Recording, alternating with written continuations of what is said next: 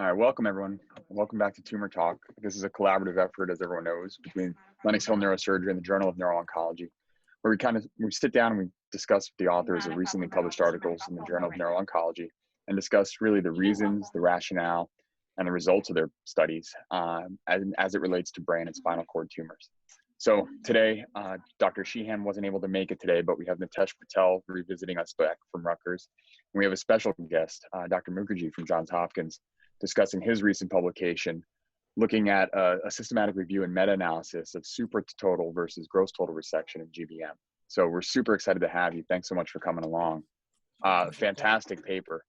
And so this is a subject near and dear to my heart, and I'm excited to see what you present. So with that, I'm going to let you take it away. Sure. Thank you so much. It's a real honor and pleasure to be here. And yeah, hopefully we can have it be interactive. And I may skip through some slides as they go through some particular studies. But really, I think going back to the time of Dandy and even before, people have been interested in trying to get a better sense of how much of these high-grade gliomas should we take out. And the pendulum has really swung over the last several decades, and I think more so, especially when you look at even some of the more recent tumor talks that we've had, including the group at Miami and other folks. People are increasingly looking at extending tumor resection beyond just the contrast enhancement and really towards what they call supertotal or supermaximal resection. So with that, I did want to let me put up my slides here if I can. Let's see. Are you able to see my slides? Yeah, we're seeing everything. Okay, great. Looks perfect. Great. So I have no disclosures, and the objective of this paper was partially, in the introduction, to go through some historical background. Supertotal resections are not a new idea, but it is it is an area of interest, especially as we have new agents like 5-ALA and intraoperative fluorescence.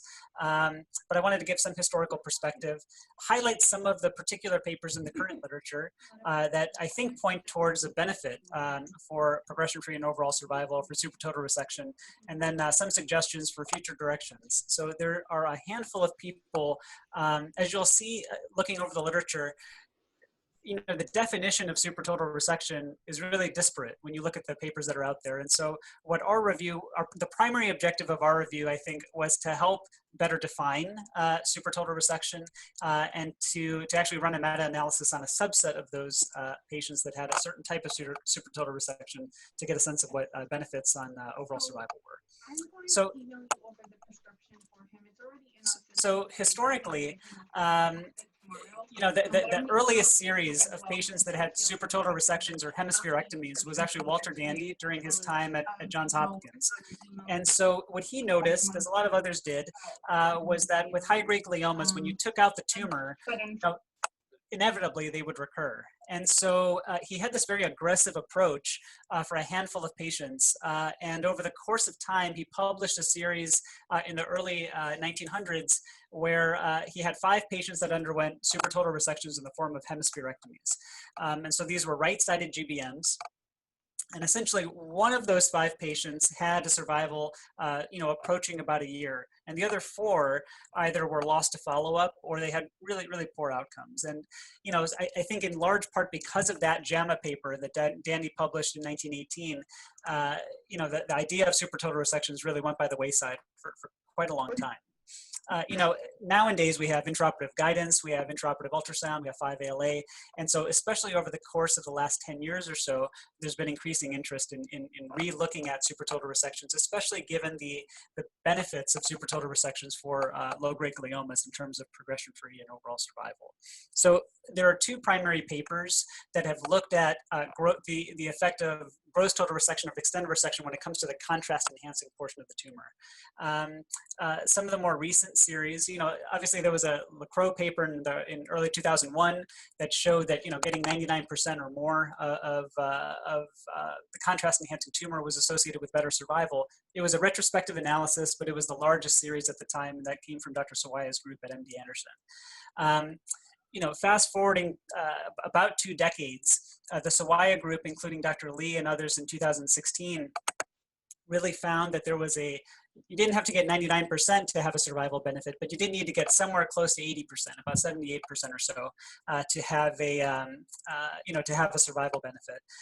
A similar analysis was done at UCSF by Nader Sinai and Mitch Berger, which also had about a 78% extent of resection threshold. And so I know, at least in my practice, I've used that a little bit. It makes it a little bit, more comfortable for the surgeon. Sometimes after surgery you have a little bit of residual, and going back to the 2001 paper at MD Anderson, there had been some folks that would actually take patients back to surgery during the same admission. I know, like where I trained at Cedar Sinai, our chief would take people back, and I think following the papers from Lee and Sinai, there's a little bit more wiggle room, I think, if there's a little bit of residual. Looking at supertotal resections has been something, conversely, that Joshua Eskenazi at University of Texas Houston and a lot of others, including an upcoming paper in Journal of Neuro-Oncology out of the Miami group, have looked at, also demonstrating a similar stepwise improvement in survival by getting outside of the contrast enhancement. So the rationale for it really is that we know that tumor, based on Danny's experience and a lot of others, obviously goes beyond contrast enhancement into surrounding areas. And so then there's a question of, how much tumor can we get out safely without causing a new deficit? So a tumor talk relatively recently by Dr. Quinones and his group talked about the impact of, or at least alluded to the impact of speech deficits on on overall survival. And so Matt McGirt and others at Johns Hopkins in 2010 put out a paper where we showed that, if you have a new motor deficit, whatever survival benefit you would have had by getting out that little bit of extra tumor, you completely lose. And so I know in my practice and at Hopkins, we've used that a lot. So when it comes to intraoperative mapping, if our signals drop or leaning towards that drop of 50% or more, we stop. It's really based on that data. So there is this balance, obviously, of getting out as much tumor as you can without causing a problem. And in particular areas of the brain, in the right frontal area and the bilateral anterior temporal areas, it might be possible to get a supertotal resection beyond contrast enhancement into the T2 area. Obviously, using all of these intraoperative adjuncts that we now have available to us. So with that being said, our paper was not the first to try to systematically review the literature. Dr. DeLu and others at Cleveland Clinic, looked at a series of papers a couple years ago, and they focused both on low-grade glioma patients and on high-grade glioma patients. And they did find an association between a supertotal resection and gross total resection, but the majority of their cases were low-grade gliomas, the majority of the papers. So we thought our contribution could be specifically looking at high-grade gliomas, including a lot of the more recent papers that have come out, given the new interest in supertotal resection or renewed interest, and then see if we had enough reasonable data to actually run a meta-analysis. So there were some other papers that there was another systematic review that came out, just to be transparent, out of Europe. But one of the issues, I think, with this paper was that it mixed up a lot of different patients that had different types of supertotal resection. So, some of these papers included a definition of supertotal resection being literally anything outside of the contrast enhancement, whereas others were focused on patients with lobectomies. So it was a vastly different kind of definition. And so we thought, again, our paper could be a contribution by really subsetting out these types of resections. So, again, anything beyond the contrast enhancement can be quite broad. We reviewed, in terms of our methodology, reviewed close to 20,000 manuscripts, or not manuscripts, but entries, and we eventually whittled that down to 13 manuscripts after doing a full text review on about 700 or so papers. So it's a big amount of work. Honestly, I did not do all of that. Christina Jackson, who is a wonderful chief resident at Hopkins, and John Choi, who's an incoming intern at Stanford, did a lot of that work. And the meta-analysis that you'll see later is by Adam Calafella, who's a postdoc at Hopkins and is going to be hopefully matching this year in neurosurgery. So in terms of the actual data, I think what I'll do, maybe to save some time, because there are a handful of slides just on very particular papers. You know, Lee's group that I referred to earlier at MD Anderson looked at supertotal resection. Their definition of supertotal resection was basically about having more than 50% of the flare resected. And so, you know, you can't do that in Wernicke's area and speech area, but you can, I think, in the right anterior, or in the anterior temporal lobes and in the right frontal lobe. But this is one of those papers that had a resection threshold to define supertotal resection, and they came up with 53.21% based on their internal data. That's a very specific kind of thing. So, but there was a survival benefit in that group. Pacina had a slightly different internal number, and that was 45% in their group, and they noted a significant improvement in overall survival by taking out, you know, increasing amounts of flare above the 45% threshold. And Grossman and other colleagues in Tel Aviv similarly had a threshold. Their internal threshold was 46%. So you can see even amongst these three papers, everyone is slightly different, but broadly speaking, you got to get out more than half of the flare enhancement in order to, more than 50% of the flare or thereabouts in order to have what is broadly considered a supertotal resection. There are other groups that have looked at not the extent of resection, but the amount of residual contrast enhancement and the amount of residual flare abnormality.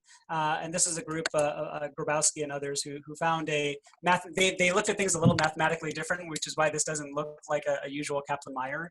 But their threshold was you need to have 2% or less of the flare taken out, which was, you know, a pretty, meaning, I think implicitly it means it's got to be in a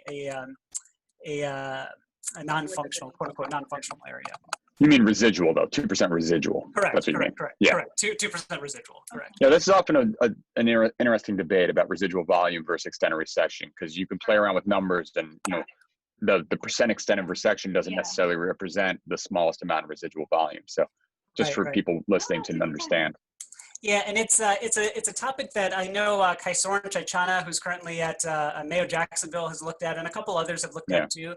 To be honest with you, I don't exactly know what the right answer is. I think broadly speaking, it seems like both are important. Which one is more important? I'm not quite sure. I think practically speaking, clinically, honestly, I don't exactly measure my extent of resection every single time. I don't know anyone that does, to be quite frank. Oh, yeah.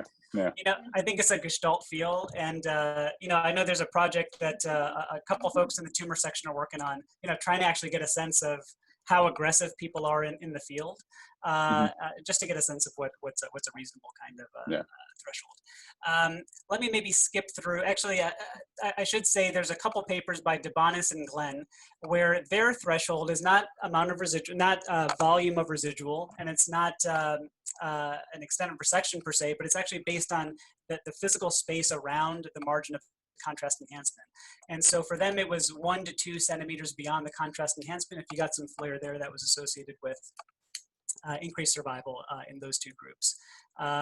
We'll maybe skip this one. And so in summary, there were more than a dozen papers that looked at the impact of supertotal resection in some form or fashion with overall outcomes. This is all in some, this is represented in our paper too, because I know this is a lot of data on one slide. The largest series was by Pacina. And I would say most of these papers had their, had some kind of nondescript really definition. So when we looked at the 13 papers specifically, 9 of them had demonstrated an improved overall survival with greater extension, with greater resection, including a supertotal resection. 3 of them had a specific marker of 1 to 2 centimeters around the contrast enhancement. And most of the remaining had some version of a 50% or greater threshold. Importantly, none of these papers demonstrated an association between supertotal resection and having worse motor or speech deficits, which gives us a sense that perhaps these surgeons who had operated on patients in these series, were just very cautious about who they were going to be operating on and maybe facile with some of the techniques. And interestingly, the only paper that had a negative association between supertotal resection and overall survival was a paper out of the Mayo Jacksonville group. And I get the sense that, in that paper, they had a slightly different definition than the other groups. And so when they looked at their flare, the amount of flare, it was taken based on flare on the immediate postoperative MRI, which has a lot of, edema and swelling and those kinds of things, as opposed to most other, all other papers looked at a 3-month MRI. And so, there are issues with that. If a patient survives 3 months, they may be in a cohort that is going to just survive longer. But nevertheless, I think it was important to just sort of note that. So it may be that all the other papers had this inherent bias, or it may be that just Manfrey had a slightly different definition. So when we looked at our meta-analysis, we were able to look at a meta-analysis specifically of 4 papers, and these 4 papers were unique and homogeneous in that they looked at patients with lobectomy, which is similar to the group, it was similar to the upcoming paper out of Miami. So obviously we didn't include that because it wasn't available or published at the time. The data is heavily pulled by the Glenn analysis. It was, whereas the other papers were much smaller series, which you can see, Debanis and Hamada were smaller series. But collectively, there is a slight benefit in overall survival for these patients. Again, when you have a relatively homogeneous group of patients. Again, this is the reiteration of the summary of findings, including that the postoperative complication rate was really no different in all those papers that actually noted those differences, that took account of that type of stuff.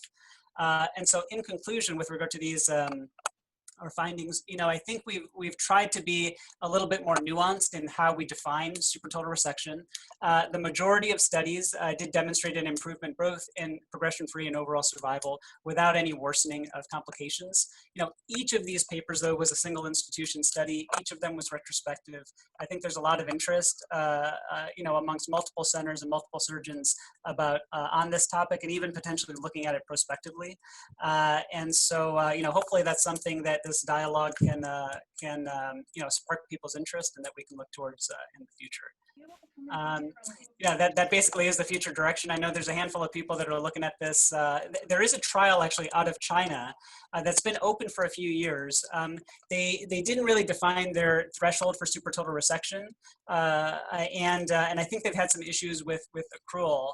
But my hope is that we can maybe look at this, in the North American population if enough folks are interested. These are a heck of a lot of references, and I would like to acknowledge the students, our postdoc, Carrie Price, who is a librarian and actually helped with the meta-analysis, and all of the other tumor surgeons here at Hopkins. So that's all I got. That's all yep. 20,000 studies. No, great work. That's fantastic. And I think really important in that it lends support to an idea, like you said, that's coming back around. It's wild to me. 1918, right? These dandy papers, and then we just shrugged it off as a no-go. We were like, no, he's right. We're done. 5 patients in 1918. That's the best we could do. Yeah. But no, I think it's making a big comeback. I don't know if you've read the Miami paper or not. It was published, the online version, and I think it supports what you're saying a lot, or at least what your data shows. So I guess my question for you is how has this affected your practice now that you've seen this? You've seen the long-term, results of it over multiple studies, meta-analysis, their recent publication. Are you, if it's an amenable tumor, are you jumping straight to lobectomy? Are you doing 5-ALA guided? Are you doing just lesionectomies? Yeah, so I tend not to do lesionectomies anymore, especially if it's right frontal, anterior temporal, or even occipital lobe, because I think even though the data isn't, I don't think we've had published data out of Hopkins, but I know internally we've analyzed our data in patients that have a lobectomy of their occipital lobe. They often have visual problems to begin with anyway, so you don't usually worsen it, and it's a relatively easy lobectomy. So I think for tumors in those 4 locations, or 5 if you look at occipital lobes bilaterally, I do a lobectomy on those patients. I think there is data, so Lola Chambliss and the group at Vanderbilt did a meta-analysis looking at the complications of getting into the ventricle.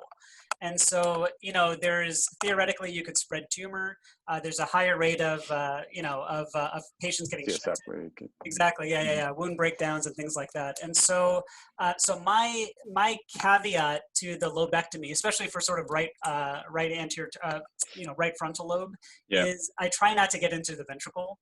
That's my piece of it. But aside from that, yeah, I do lobectomies. We tend not. We actually, unfortunately, don't have 5-ALA at Hopkins, which is crazy, I think. But but I think we use our intraoperative MRI every now and again. We use intraoperative ultrasound every time in our image guidance. Yeah, so I think anytime it's amenable, I go for it.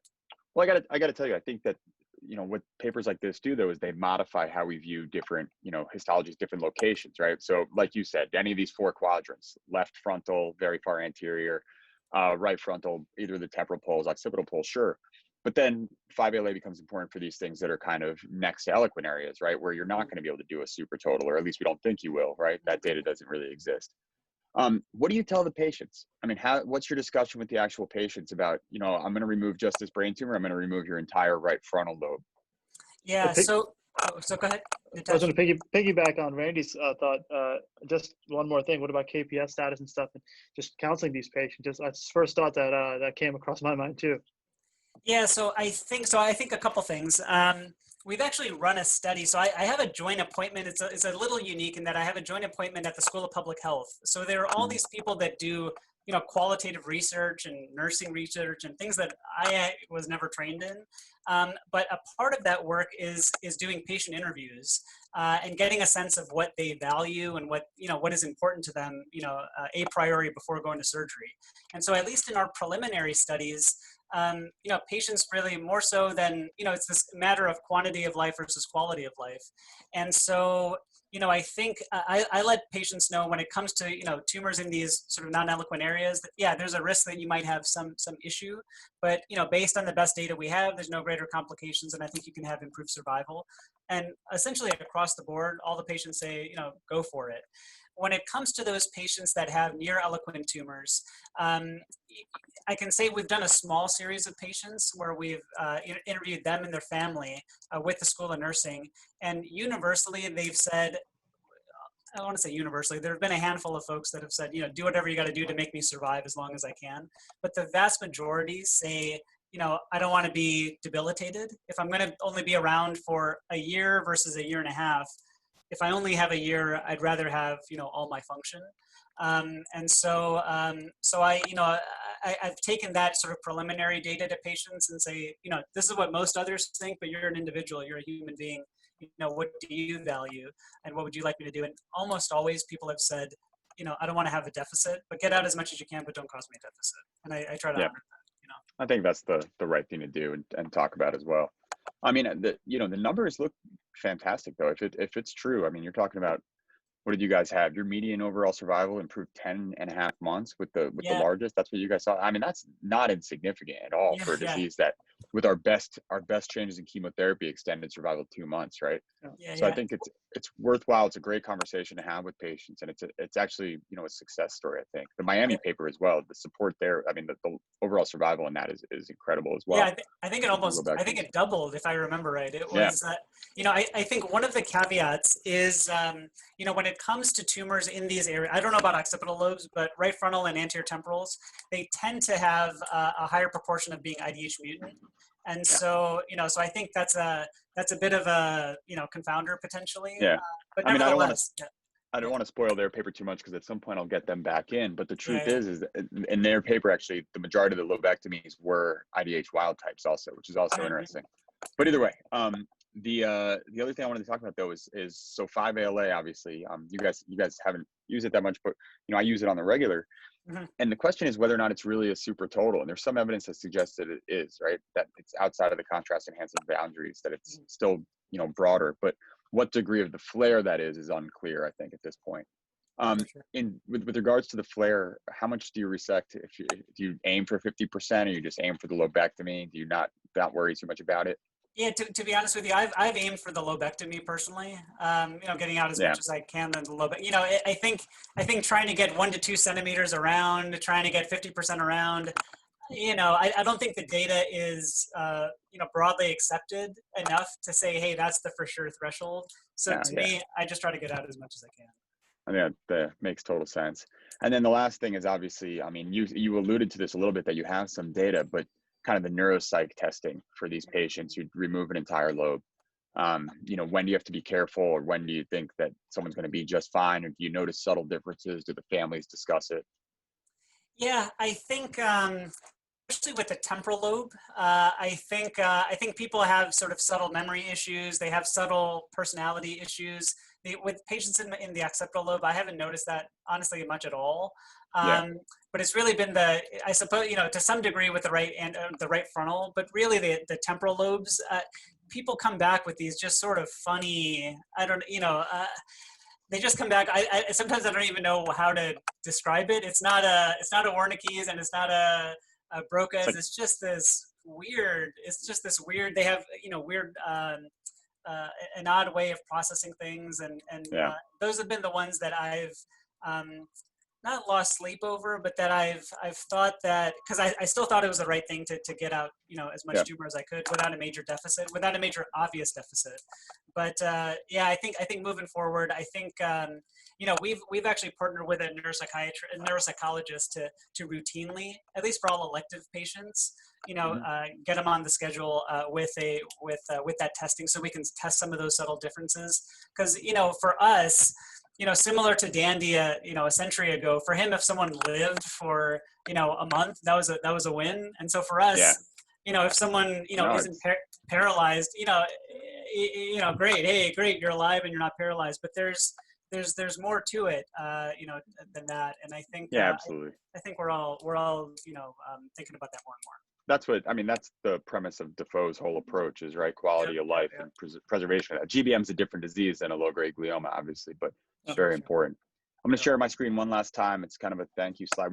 I kind of keep these as short as 30 minutes or so. It keeps people interested. And so hold on, let me just share this real quick. So definitely wanted to say I appreciate your time and your energy, and the paper itself is fantastic. I encourage everyone to go check it out. And if anyone wants to ask any questions or chat, that's open as well. Natasha, anything else?